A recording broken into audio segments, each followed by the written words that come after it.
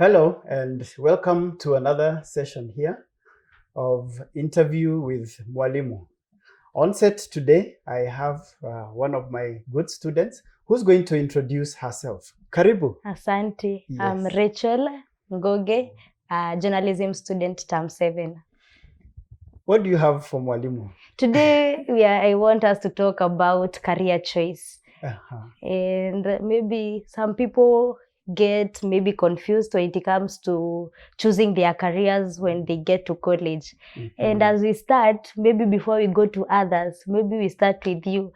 When you are growing up like any other child, did you want to become a lecturer or something happened in between and it changed your choice of choosing a career? That's very interesting. When I was growing up, I never even thought of being a lecturer or being a teacher. You see, many young people, when we're growing up, we have career choices which either our parents have told us about or we have seen in TV. And a long time ago, or even now, we don't have a lot of options. Not that they are not there, it's because we are not exposed. So we hear things like doctors, lawyers, engineers.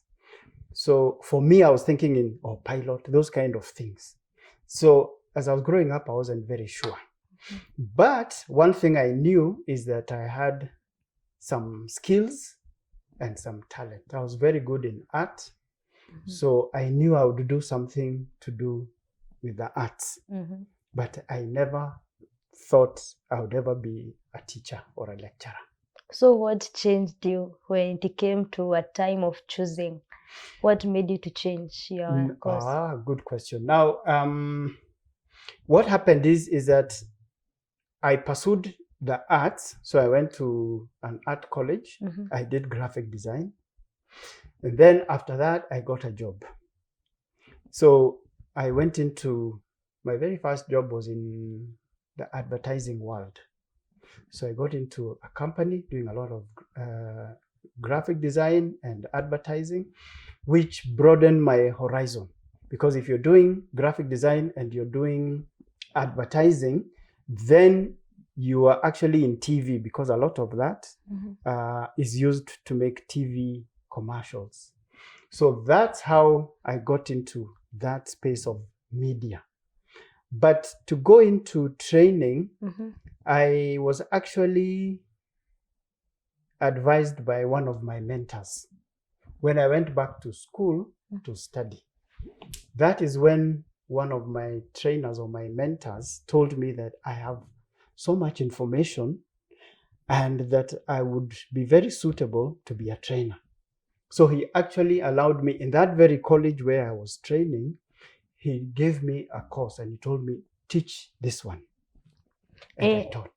Wow. Yes. And you have said something to do with when you are growing, parents, teachers are part of you choosing your career. Yes. And you have seen in many cases that parents interfere with a child when it comes to choosing a course. Maybe a child wanted to be a nurse, and because the mother or the father is doing something else, they want the child to do it. What do you have to say? Or that is very true, and to some extent it is unfortunate, because parents, in many cases, not all cases, parents want to live their dream through their children. And that is very unfortunate, because ideally parents should encourage their children to do the courses that the children want to do. Because if you tell your parents you want to do a course, that means you have interest in it and passion. Because the negative side of that is, I have seen in my career as a trainer, I have seen many students in college doing courses that they don't even want to do. And that's why they don't do well. Or they just work hard and they'll always tell you, this one is for my mother, or it's for my father, this diploma or this degree, which is very unfortunate. So I would advise parents out there, engage your children, talk to them, find out what they want to do. In fact, ask them, why do you want to do this? Most young people even have an idea why they want to study it. They know how they will utilize it. Mm-hmm. Instead of doing something that they don't want, which they won't be able to get a job, or they won't even be able to do it, as the young people say, to use it as a hustle, Mm-hmm. which is unfortunate. Speaking of the same, Yes. maybe I have chosen a course. Maybe I'm doing journalism. Mm-hmm. And then you realize maybe when as time goes by, you're not even sure, is this really what I wanted? And you find you are in a situation you feel like quitting. You feel like maybe I chose the wrong thing. And then because your parents had provoked you to change it from the word go, and then things did not go as they wished. Now, what would you advise someone? How do someone know you're in the right career? How did you know, for example, how did you know that you have chosen the right thing that fits you and you're proud of doing it? Those are two questions. The first one, I'll use myself. One of them is passion. You will always know when you're on the right career path or training on the right course because you enjoy it, number one. And number two, it's very clear. You know why you're doing it and what you will do after with it. The other thing is, I'll always advise students, when you're in college, the teaching staff are very good career guides. If you ask any of your lecturers, because they have interacted with you over one semester or 2 semesters or a term, they know your strengths. So if you're not very sure, ask more than 2, even 3. Just go and ask Mwalimu, what do you think I am good at? They will ask you, what do you enjoy? What do you want to do? What kind of person are you in terms of your personality? Like I always tell my students, if you're shy and you're an introvert, you're unlikely to be a news reporter, because that entails going out and meeting people. You would be so frustrated. Or even reading news. The people who read news are ambiverts or extroverts, people who love, people who are courageous. So those are some of the tips I would give. So there are 2 types of careers, or rather, there are 2 types of jobs. There's the white collar job and there's the other one, which I don't know how to refer to it because maybe hustling, or you find many people, mostly who are in college, and many people right now are running to do the hard work. Maybe fashion and design, because you feel I don't need to be employed in a company. Is it a right choice? Yes. In fact, I would encourage students to try as much as possible to move away from white collar jobs. Why is that so? Just look at our country. And these are facts. We don't have many white collar jobs. This country doesn't create jobs, or it creates very few jobs. And many of the courses that students do, and if you've ever been in my class, I always talk about it, to ask you, when you finish this, where do you want to apply it? Because they are more informal sector kind of jobs. And I want to move away from the word job. I want to now say a source of income. Train yourself, acquire skills and knowledge which can enable you to go out there and market those skills and earn an income. Say like media or journalism or communication. That one, if you don't get a job in, say, a media company, there are so many other alternatives. You can save up and buy a camera, a DSLR. You can shoot weddings on the weekend and events. You can do photography, videography. You can edit. You will earn some good money every weekend. So you don't need to be employed. You mentioned hospitality, fashion and design, cosmetology, hairdresser, kinyozi, barber. Those are very good, because even if you're not employed in a barber shop, you can be a consultant and you can be taking your service to people's houses. and you shave them in their houses and they pay you and you go home with your money. So that is how I would advise anybody who is in college right now. Move away from the white collar jobs. Unless you want to be a career diplomat or a career banker or one of those, then work very hard and get very high qualifications. Don't do the basic degree, because every other person has a degree. Make sure you go beyond, get a master's and get something else, a diploma in this, and do a foreign language. Make sure you are ahead of everybody else. And Yes. because you said that do something else or Yes. ensure that you're above, Yes. would you encourage someone to do 2 courses at the same time, or is it so hectic? Or maybe you finish one course, then you do the other one. Which one would you advise someone to do? 2 things. Now, the question of affordability will come in. If you have parents or guardians who can afford to pay for 2 courses at once, I would tell you go for it any day. Why? If you're doing a diploma, do another diploma. Or like I have students who do a diploma, say in communication or journalism, and then they go to another college to specialize in graphic design. That gives you an edge already. Or I have other students who are doing degrees, and you're doing 1 degree here, when I tell you do a diploma there. And if you can't, even do a foreign language. Because each time you graduate, you'll find, whether it's diploma or degree, when you've done something extra, you always stand out. And you see, to survive or to penetrate any industry today or to succeed, you have to have something that everybody else doesn't have, even if it's one little thing. And as we know, even in the career talks that these professionals come to do, even on colleges such as this one, they tell us, learn many things.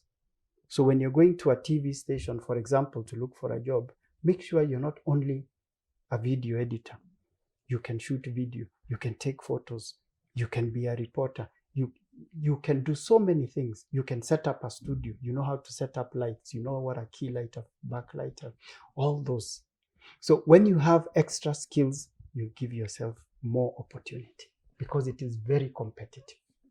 And before we came to this point, there is something you have said about our government don't offer more opportunities when it comes to job opportunities. And do you think that our government or the academic system is to be blamed when it comes to choosing? Because when the CBC was being launched, they said that they are preparing the upcoming generation, because they are teaching the technical bit of it from a child is entering school up to the moment they are finishing. Do you think that the 844 system was a hindrance when it comes to choosing a career?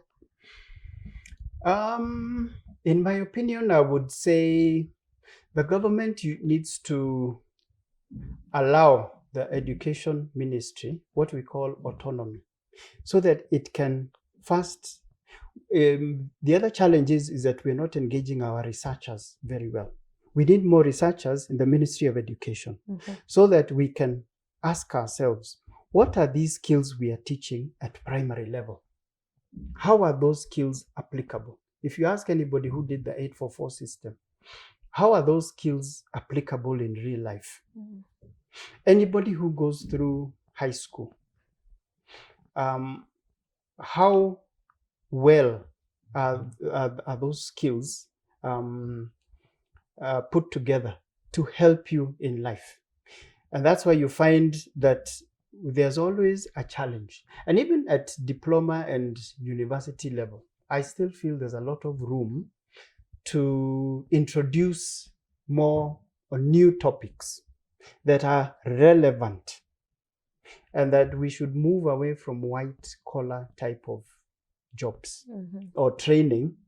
Because if you're going to train so many students, thousands of them, in white collar jobs, and then you're not creating those kind of jobs in your economy, then you're going to have a mismatch. You're going to have too many people qualified who can't fit into the industry, because you're supposed to train personnel, professionals who can go into the industry and work. But all sectors now are not really expanding. So we need to have more skill set, so that we have many young people who can either build or introduce new areas or new industry, because you young people are very innovative. I've always said I really admire Gen Zs. You guys, first of all, you're very impatient, which is very good. If that is harnessed, and you know what you want. And in fact, many of the new jobs that we have, which are done online or on phone or through apps, are from you people. So we need to look at ways of accommodating every new generation, so that we give them just relevant skills to help them flourish.